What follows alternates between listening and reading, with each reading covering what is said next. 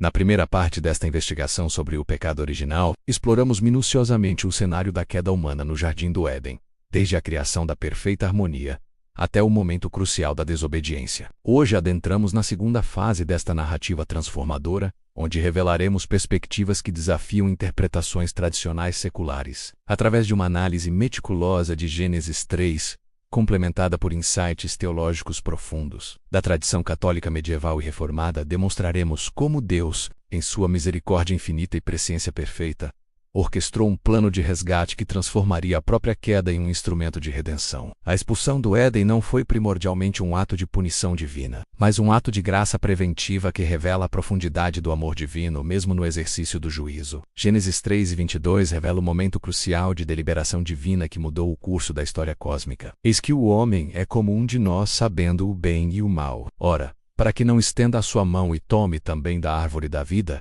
e coma e viva eternamente. Esta declaração divina, examinada através das lentes da filosofia moral e teologia sistemática, contém insights profundos sobre o perigo existencial que a humanidade agora enfrentava. A árvore da vida, que no estado de inocência representava a comunhão eterna com Deus, e a participação na vida divina agora se tornava uma ameaça cósmica de proporções inimagináveis.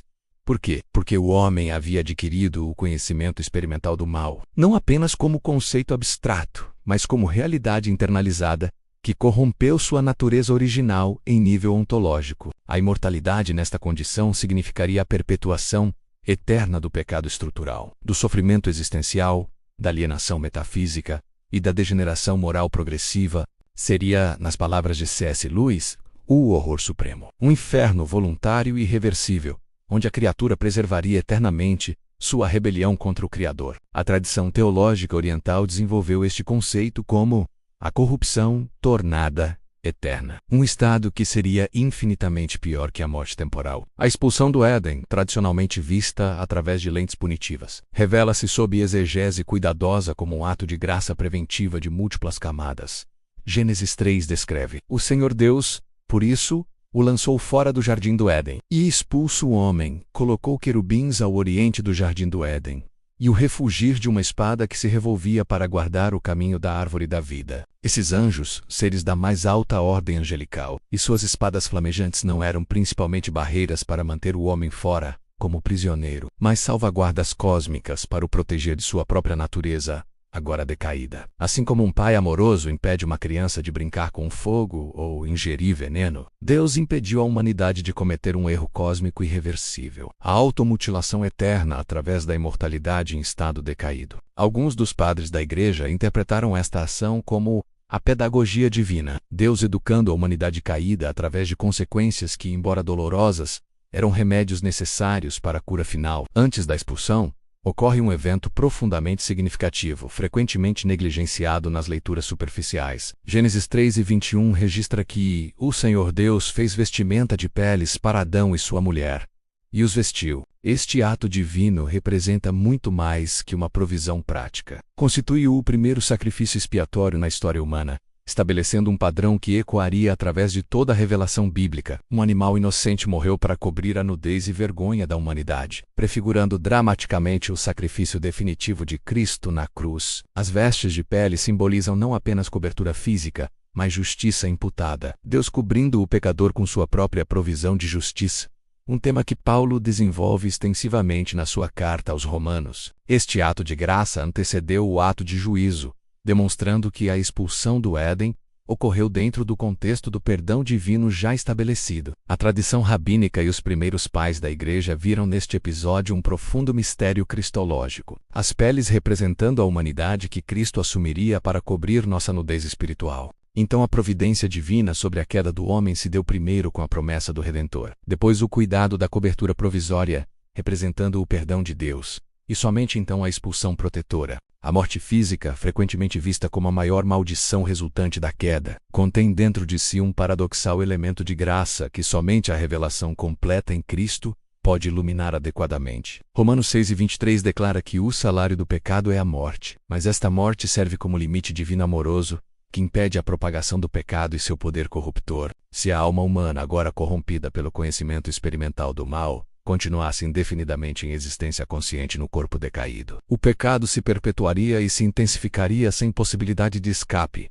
criando uma eternidade de miséria auto-infligida. A morte física, portanto, funciona como um mecanismo de libertação divinamente ordenado. Liberta o espírito humano da tirania do corpo decaído e da mente corrompida pelo pecado original. É o meio pedagógico divino de impedir que a humanidade se torne permanentemente presa em um estado de rebelião e degeneração, sem qualquer esperança de redenção. Os reformadores, particularmente Calvino, desenvolveram este conceito como a misericórdia no juízo, onde mesmo a sentença de morte contém elementos de graça preservadora. A física moderna confirma esta visão ao demonstrar que a entropia e a mortalidade são mecanismos necessários para sistemas complexos, prevenindo a perpetuação de erros acumulativos. Nossa investigação antropológica à luz da revelação bíblica e da tradição teológica revela que o pecado não reside primariamente no corpo físico, mas na alma humana, especificamente na mente, com vontades e emoções corrompidas pela queda. O profeta Jeremias 17:9 declara com precisão diagnóstica: enganoso é o coração, mais do que todas as coisas, e desesperadamente corrupto. Quem o poderá conhecer? A morte, ao separar a alma do corpo, impede que esta corrupção ontológica se manifeste perpetuamente no mundo físico, funcionando como um limite à expressão completa do potencial maligno da natureza decaída. Esta compreensão ilumina passagens como na segunda carta de Pedro, capítulo 1, versículos 13 e 14, onde o apóstolo fala da morte como o desfazer da minha tenda, a libertação do espírito da estrutura física decaída que limita e corrompe. A tradição agostiniana desenvolveu este conceito como o benefício da mortalidade, onde a própria finitude se torna instrumento da graça comum de Deus, prevenindo que o pecado alcance sua expressão máxima e irreversível. A expulsão do Éden, portanto, protegeu a humanidade não apenas da imortalidade em estado decaído, mas da perpetuação infinita da miséria espiritual, que seria consequência inevitável. Não foi o fim da história, mas o início do plano redentor de Deus que encontraria seu clímax na encarnação, morte e ressurreição de Jesus Cristo. A humanidade foi removida do jardim não como rejeição final, mas como parte de um processo pedagógico divino que culminaria na restauração através de Cristo. Ao concluirmos esta investigação de duas partes sobre o pecado original, emergimos com uma visão profundamente transformada da natureza de Deus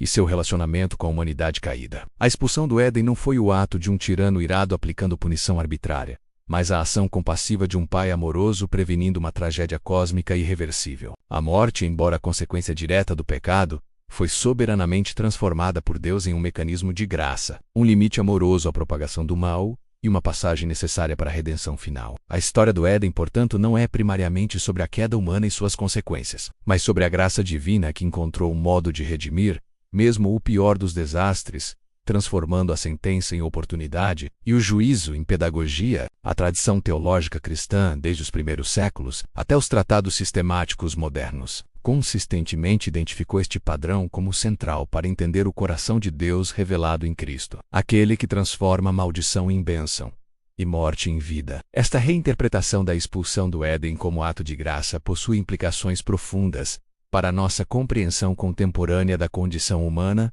do sofrimento e do propósito divino na criação. Se a morte e o sofrimento não são simples punições, mas instrumentos pedagógicos na mão de um pai amoroso, então podemos sentir que toda a experiência humana adquire nova significação. O cansaço, a doença, as limitações físicas e mentais, e mesmo a mortalidade podem ser vistas como graças preventivas que nos impedem de nos perdermos completamente em nossa autonomia rebelde. Esta perspectiva não nega a realidade do pecado e do juízo, mas o situa dentro do contexto mais amplo do amor redentor de Deus. A expulsão do Éden compreendida adequadamente nos liberta para ver a mão de Deus, mesmo nas aparentes tragédias da existência humana. Você consegue sentir que esta perspectiva transforma radicalmente nossa compreensão ao revelar o sofrimento não como castigo cego, mas como pedagogia divina que nos protege de consequências eternas mais graves. A morte deixa de ser apenas punição para se tornar libertação da perpetuação do pecado. O juízo divino se mostra não como vingança, mas como expressão de um amor que prefere o afastamento temporário à condenação eterna. E o propósito da criação se revela como um drama redentor, onde até a queda é incorporada num plano maior de restauração. Obrigado por chegar até aqui. Compartilhe conosco sua opinião sobre esse tema tão fundamental para a vida cristã. Não se esqueça de deixar seu like e se inscrever no canal. Até o próximo vídeo.